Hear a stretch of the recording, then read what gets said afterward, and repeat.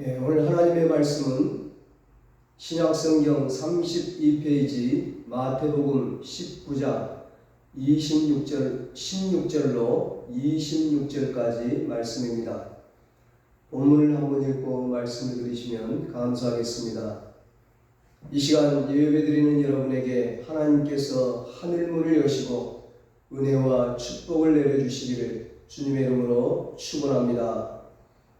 오늘은 하나님 나라의 부자가 됩시다, 이런 제목으로 함께 은혜를 나누겠습니다.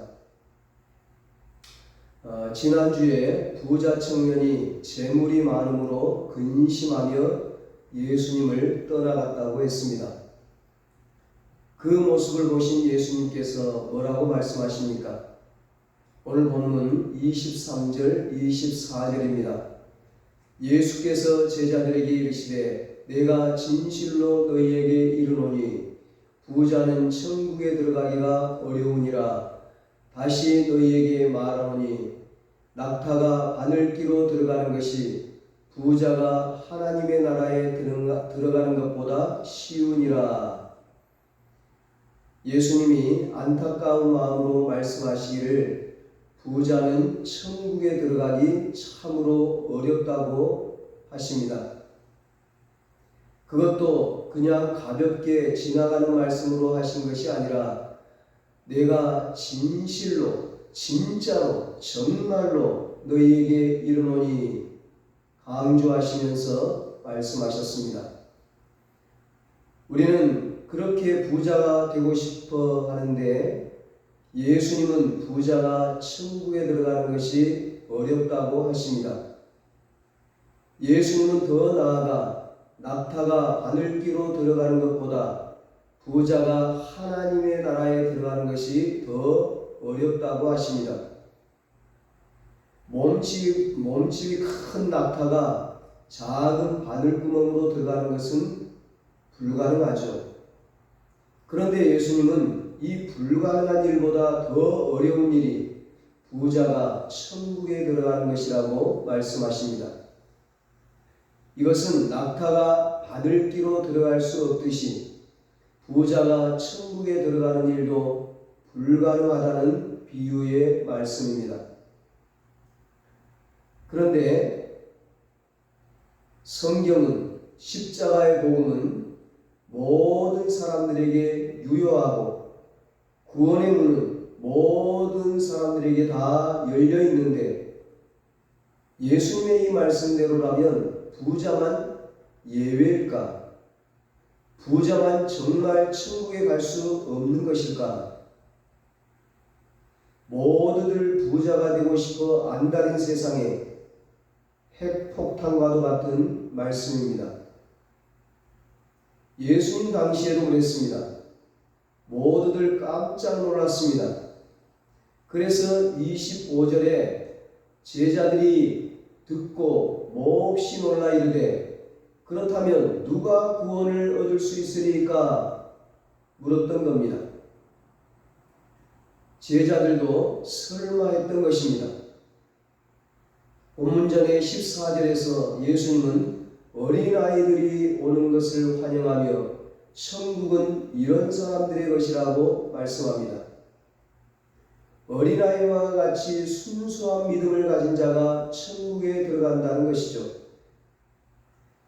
이 이야기를 하고 16절로 22절에서 예수님은 영생을 구하는 부자 청년에게 너의 소유를 팔아 가난한 자들에게 주고 나를 따르라고 했습니다. 그러면 천국의 영생을 얻고 하늘의 보화를 얻게 될 것이라고 했습니다.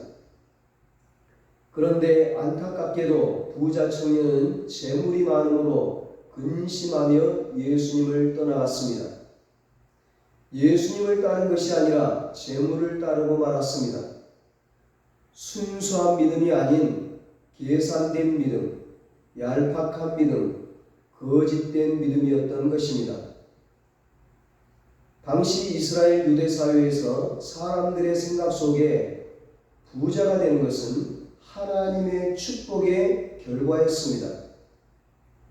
부자가 되도록 만드시는 분이 바로 복의 근원이신 하나님이셨습니다. 실제로 아브라함과 야곱과 이삭과 요셉이 그런 복을 받았습니다. 그들의 양떼들은 불어났고 땅을 파기만 하면 우물이 솟아나왔고 씨를 뿌리면 100배의 결실을 맺었습니다. 요셉은 남의 나라에 팔려가서도 그 애굽의 국무총리가 되기도 했습니다. 정말 이스라엘의 조상들은 하나님의 축복으로 부자가 되거나 권세자들이 되었습니다. 그래서 그의 후손인 유대인들은 다른 사람은 몰라도 부자들은 당연히 천국에 갈 것이라고 생각했습니다.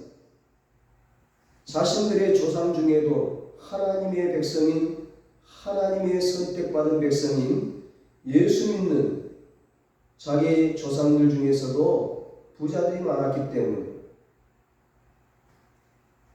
그런데 예수님은 사람들의 생각과는 정반대로 부자가 천국에 들어가기 어렵다고 하십니다. 아니, 불가능하다고 말씀하셨습니다. 그 당시의 인식으로는 정말 황당한 말씀이었던 거예요.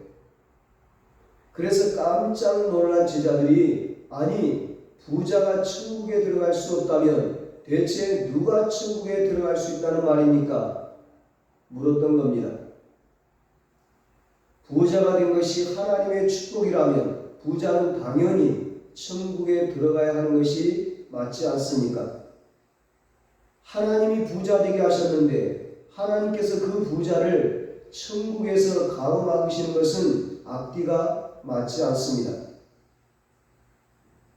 여러분, 우리는 예수님이 말씀하고 계신 이 부자가 하나님이 축복하신 부자와는 다르다는 것을 알아야 합니다. 부자라고 해서 똑같은 부자가 아니라는 것입니다. 본문의 부자 청년은 나이도 젊고 돈도 많고 권력도 가진 관리였습니다. 참으로 많은 것을 소유한 사람이었습니다. 이 부자 청년이 예수님에게 영생에 대해 물었습니다. 내가 무슨 선한 일을 하여야 영생을 얻으리까? 그때 예수님께서 이렇게 대답해 주셨습니다. 21절입니다. 예수께서 이르시되 너가 온전하고자 할진대 가서 내 소유를 팔아 가난한 자들에게 주라. 그리하면 하늘에서 보화가 내게 있으리라. 그리고 와서 나를 따르라. 예수님은 이 청년의 소유를 팔아서 가난한 자들에게 주고 나를 따르라고 하셨습니다. 그러면 하늘에서 보화, 즉 영생을 얻게 될 것이라고 말씀하셨습니다. 그런데 이 청년이 어떻게 했습니까? 재물이 많아서 근심하고 예수님을 떠났습니다. 예수님을 따르지 못했습니다. 예수님은 재물을 팔고 나를 따르라고 하셨는데 그 청년은 재물을 떠난 것이 아니라 예수님을 떠났습니다. 예수님이 아니라 재물을 선택했습니다.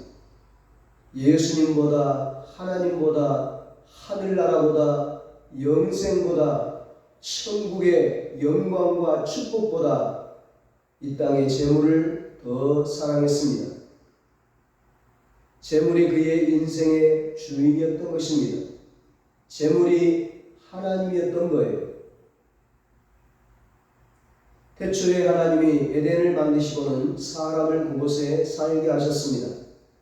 에덴은 모든 것이 풍요로운 여호와 하나님의 동산이었습니다.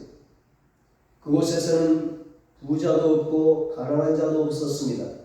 그야말로 천국 낙원이었습니다. 그 에덴에서 사람은 모든 것을 할 수 있었고 모든 것을 소유하고 모든 것을 먹을 수 있고 모든 것을 다 누릴 수 있었습니다. 단 하나, 선악을 알게 하는 그 선악과 나무 열매만 제외하고 하나님께서 유일하게 선악과만을 금하셨습니다. 그리고 그것을 먹는 날에는 정령 죽으리라고 하셨습니다. 선악과를 먹는 날에는 영생에 들어갈 수 없다는 말씀이었습니다. 그런데 사람들이, 부족함이 없던 사람들이, 모든 것을 다 누리고 있던 사람들이 더 가지려고 했습니다. 탐욕이 일어났습니다. 더 큰 부자가 되려고 했습니다. 선악을 알게 하는 나무마저도 소유하려고 했습니다. 그래서 하나님의 말씀을 어기고 선악과를 따먹고 말았습니다. 선악과가 그들에게는 재물이었고 돈이었습니다. 이제 그들에게 주인은 하나님이 아니라 선악과였던 것입니다. 그 결과 에덴 동산에서 쫓겨나게 되었고 낙원을 잃어버리게 되었고 영생을 떠나 죽을 수밖에 없는 존재, 저주받은 존재, 아니 영원히 죽은 존재가 되고 말았습니다. 하나님이 아니라 재물을 사랑하고 재물을 주인으로 삼는다면 결코 천국에 들어갈 수 없습니다. 영생을 누릴 수 없습니다. 이러한 재물은 축복이 아니라 오히려 악의 뿌리가 됩니다. 그래서 사도 바울은 디모데전서 6장 10절에서 이렇게 경고했습니다. 돈을 사랑함이 일만하게 뿌리가 되나니 이것을 탐내는 자들은 미혹을 받아 믿음에서 떠나 많은 근심으로써 자기를 찔렀도다. 하나님 대신에 돈을 사랑하게 되면 그 돈은 축복이 아니라 일만가지 악의 뿌리가 됩니다. 그래서 돈을 탐내는 자들은 그 돈에 미혹되어 결국 믿음에서 떠나 천국을 잃어버리게 됩니다. 영생을 잃어버리게 됩니다. 여러분, 돈에는 생명이 없습니다. 하지만 돈에는 파워가 있어요. 힘이 있어요. 그래서 돈으로 정치도 하고 돈으로 권력도 사고 돈으로 건물도 짓고 돈으로 사람도 모을 수가 있습니다. 그러다 보니 돈 하면서 돈에 취하고 돈에 눈이 멀어서 하나님도 버리고 예수님도 떠나갑니다. 하지만 그렇게 해서 돈을 얻을 수 있을지 몰라도 천국은 얻을 수가 없습니다. 돈이 아니라 예수님이 우리 인생의 주인이 되실 때에 천국에 들어갈 수 있습니다. 마태복음 6장 24절에 예수님은 분명히 말씀하셨습니다. 한 사람이 두 주인을 섬기지 못할 것이니 혹 이를 미워하고 저를 사랑하거나 혹 이를 중히 여기고 저를 경히 여김이라. 너희가 하나님과 재물을 겸하여 섬기지 못하느니라. 주인은 언제나 하나입니다. 한 사람이 두 주인을 섬길 수가 없습니다. 이것은 한 남자가 두 여자와 결혼할 수 없는 것과 같은 이치입니다. 한 남자가 결혼을 한다고 하는 것은 한 여자를 아내로 맞이하기 위해 지구상에 있는 모든 여자를 포기하는 것입니다. 그리고 오직 한 여자만을 사랑하는 것입니다. 그것이 결혼입니다. 그런데 이 남자가 양다리를 걸치면 어떻게 됩니까? 결혼이 깨어지는 거죠. 그때부터 그 가정은 천국이 아니라 지옥이 됩니다. 사람과 사람 사이에도 이럴진데 하물며 하나님과 사람 사이이겠습니까? 하나님 대신에 재물을 택한 사람, 하나님과 재물을 겸하여 섬긴 사람들이 성경에도 많이 등장합니다. 이스라엘이 출애굽을 하고서 가나안 땅에 들어가기 위해 만난 첫 번째 성이 여리고성이었습니다. 여리고성은 가나안의 성 가운데 가장 강성하고 튼튼한 난공불락의 성이었습니다. 이스라엘의 힘만 가지고는 절대로 그 성을 무너뜨릴 수가 없었습니다. 그런데 하나님께서 하라는 대로 했더니 하나님이 역사하셔서 여리고성이 와르르 무너졌습니다. 싸우지도 않고 화살 한 번 쏘지 않고 그 강한 여리고성을 함락시킨 것입니다. 하나님께서는 여리고성 안에 있는 소와 양과 나귀를 전부 멸하고 금과 은과 철은 다 하나님께 바치라고 하셨습니다. 그 다음에 만난 성이 아이성입니다. 아이성은 아주 작은 성이고 백성들의 수도 적었습니다. 여리고성에 비하면 아무것도 아니었습니다. 이스라엘 군사만으로도 아주 쉽게 이길 수 있는 성이었습니다. 그런데 막상 전쟁을 해보니 이스라엘이 대패를 했습니다.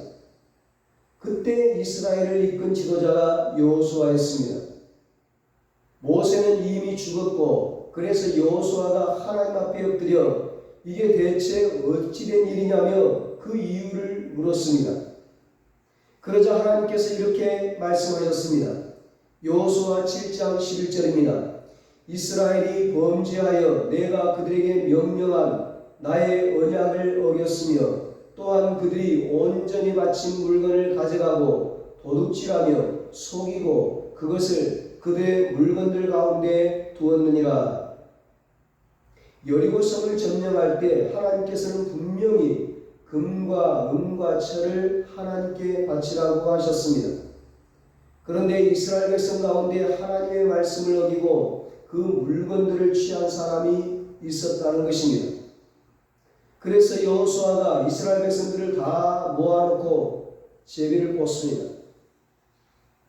지파별로, 족속별로, 가문별로 계속 제비를 뽑다가 마지막에 남은 자가 아간이라는 사람이었습니다. 아간의 장막에 들어가서 땅을 파보니까 과연 그곳에는 외투 한 벌, 은 200세겔, 커다란 금덩어리가 감추어져 있었습니다. 그래서 여호수아가 아간이 숨겼던 외투와 금과 금덩어리는 물론 아간의 아들들, 아간의 딸들, 그리고 아간에게 속한 소, 나귀, 양떼들을 전부 아골골짜기로 데려가 돌로 치고 불에 태웠습니다. 이것이 아간이 하나님 대신에 은과 금을 주인으로 삼은 결과였습니다. 아간은 은과 금을 몰래 취해서 가나안에 들어가 큰 부자가 되려고 했습니다.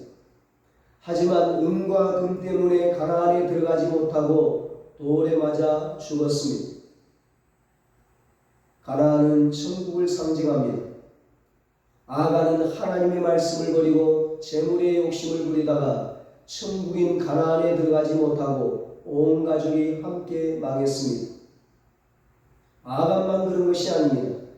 이스라엘의 초대왕 사울왕도 재물 때문에 망했고 솔로몬의 영광도 재물 때문에 망하게 되었습니다.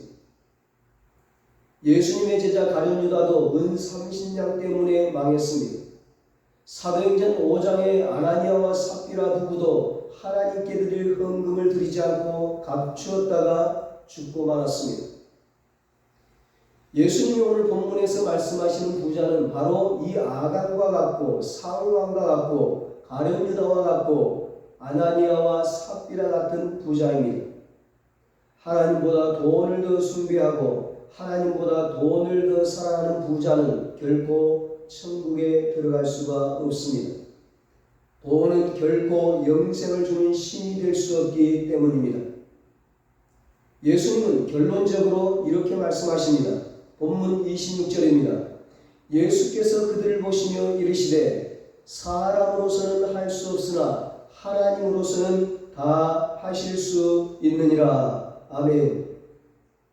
부자가 천국에 들어가는 것보다 낙타가 바늘귀로 들어가는 것이 더 쉽지만, 그래서 부자가 천국에 들어가는 것이 사람에게는 불가능하지만 하나님은 하실 수 있다는 말씀입니다. 부자라도 하나님이 하시면, 하나님이 허락하시면 천국에 갈 수 있다는 것입니다. 그 부자가 어떤 부자입니까? 하나님 나라의 부자입니다. 즉 재물이 많은 부자라고 해도 세계적인 갑부라고 할지라도 하나님을 주인으로 삼고 언제든 하나님의 뜻에 따라 하나님의 영광을 위해 재물을 사용하는 사람에게는 천국의 문이 넓게 열린다는 의미입니다. 세계적인 강철왕 카네기가 그랬고, 세계적인 석유왕 록펠러가 그랬고, 세계적인 백화점 왕 존 워너메이커가 그랬고, 그리고 성경의 삭개오가 그랬습니다. 삭개오는 세리장으로 돈을 위해서라면 동족의 피도 빨아먹고 남의 것도 속여서 빼앗았습니다. 그는 천국에 들어갈 수 없는 부자였던 것입니다. 하지만 돌무화과 나무 위에서 예수님을 만난 후에 더 이상 재물은 그의 주인이 아니었습니다. 예수님이 그의 주인이 되셨습니다. 삭개오는 그토록 애지중지하던 재물의 절반을 가난한 자들에게 주고, 만일 누구의 것을 속여서 빼앗았다면 4배로 갚겠다고 했습니다. 예수님은 그런 삭개오를 향해 오늘 구원이 이 집에 이르렀다고 선언하셨습니다.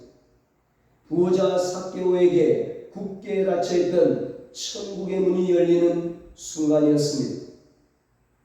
이 외에도 성경에는 부자들의 위대한 신앙 이야기가 곳곳에 기록되어 있습니다.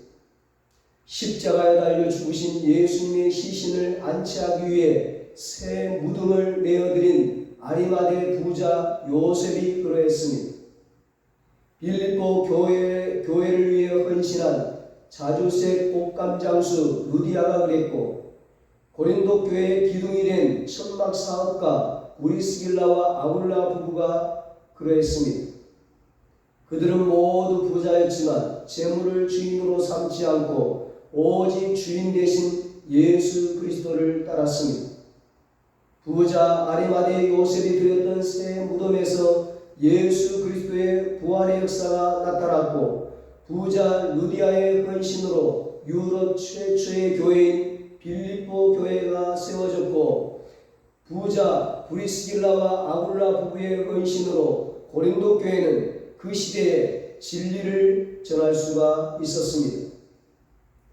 오늘 여러분의 헌신으로 우리 은성교회가 세워졌고, 하나님의 진리를 전하는 주님의 몸된 교회가 될 수 있었습니다. 사랑하는 여러분, 저는 여러분이 부자가 되기를 원합니다. 사업이 번창하고 성공하기를 간절히 기도하고 있습니다. 하지만 아담과 같은 부자가 아니라 아리마대 요셉과 삭개오와 같은 부자가 되십시오. 은 30냥의 누님은 가룟 유다가 아니라 유럽 최초의 빌립보 교회를 세운 루디아 같은 부자가 되십시오. 하나님이 축복하신 재물을 가지고 이 시대에 브리스길라와 아굴라 같은 교회의 기둥이 되십시오. 하나님 나라의 부자들이 되십시오. 하나님께서 여러분의 삶을 복되게 하실 것입니다. 하나님께서 여러분에게 천국의 영생과 보화를 주실 뿐만 아니라 이 땅에서도 여러분의 삶을 천국의 삶이 되게 하실 것입니다. 예수님은 나를 따르는 자에게, 하나님 나라 부자에게 하늘나라 12보좌에 앉게 될 것이라고 28절에 말씀합니다. 하나님 나라를 위하여 집이나 가족이나 전토를 벌인 자마다 여러 배를 받고 영생을 상속하게 되리라고 29절에 약속합니다. 이런 축복을 받으시는 여러분과 저가 되시기를 예수님의 이름으로 축원합니다. 기도하겠습니다. 하나님 아버지, 사랑하는 주의 백성들이 모두가 다 하나님 나라의 부자가 되게 하여 주시옵소서. 하나님에 대하여 부유한 자들이 되게 하여 주시옵소서. 사랑하는 주의 백성들에게 하늘의 신령한 복과 땅의 기름진 복을 풍성히 내려주셔서 이 땅에서도 하나님 나라와 영광 위에서 귀하게 쓰임받게 하시고 하늘나라 12보좌에 앉아 영생복락의 하나님의 영광과 축복을 누리게 하여 주시옵소서. 이제는 우리 주 예수 그리스도의 무한하신 은혜와 하나님 아버지의 사랑하심과 성령님의 이루하시고 교통하심이 하나님 나라의 부자가 되어 하늘의 신령한 복과 땅의 기름진 복을 누리기로 다짐하는 사랑하는 모든 성도들과 저들의 가정과 자녀들과 사업과 직장 위에 이제로부터 영원토록 함께 있을지어다. 아멘.